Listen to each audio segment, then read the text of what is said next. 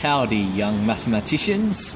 Today we're going to learn two major topics when we're studying algebra in high school. Perfect squares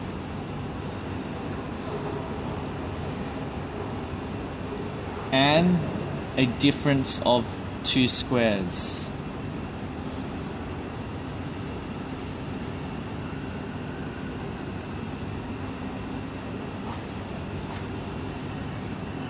Okay, so we're going to start with a perfect square first. What is a perfect square?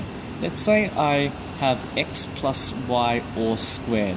So when you have two terms in brackets and they're squared, you think of a perfect square. Now I'll show you how to expand this. So how I memorize this is I square the first term. So x squared will be x squared. For the middle term, what you do is you times the two terms together. In this case, our two terms are x and y. So you times x and y together, you get xy, and the rule is you times xy by 2. You must always times both those terms again by 2. So it'll be xy times 2 is plus 2xy, and for your last term, it will be the last term squared, so y squared is y squared. And that is how you expand a perfect square. So just example to give, 2x plus y squared. So again, the first term is 2x squared, which is 2x times 2x, which is 4x squared. Now how do you get the second term? Times these two terms together, then times it by 2. That is the rule. So 2x times y is 2xy, 2xy times 2 is 4xy. 4xy is positive, so it's plus 4xy. And the last term is the last term squared, so y squared is just plus y squared. Now let's do negatives. 3x minus 2y all squared. It works on the same thing. Don't be scared of negative signs. So how do we get the first term? It's 3x all squared. 3x times 3x is 9x squared.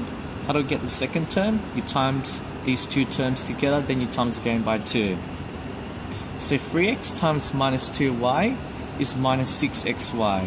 Minus 6xy times 2 is minus 12xy. And for the last term, it's the last term squared. Be careful because for the last term, there's a negative sign in front. But it doesn't matter, since we're squaring that, it's positive. So negative 2y all squared is negative 2y times negative 2y, which is plus 4y squared. And that is perfect squares. Now we're going to deal with the difference of two squares. So difference means minus of two squares, so that's why we have x squared and y squared. So how do you factorize this? It's pretty simple. In any order, it can be x plus y and x minus y. When I say in any order, you can have the plus and minus, you can interchange. So you can also have x minus y and x plus y, it doesn't matter. Any of these two answers will do. So let me give you a brief example. Usually for a difference of two squares, you should be familiar with square numbers. So let's say I have 100 minus x squared. Now what I tend to do is I change 100 to a square number, which is 10 squared minus x squared. So it resembles what we have up here, x squared minus y squared. Now, the square root of x squared is x, so the square root of 10 squared is obviously 10, so you can write, again in any order, you can write plus first then minus, or minus first then plus. In this case, I'm going to do plus. So you have 10 plus the square root of x squared is x.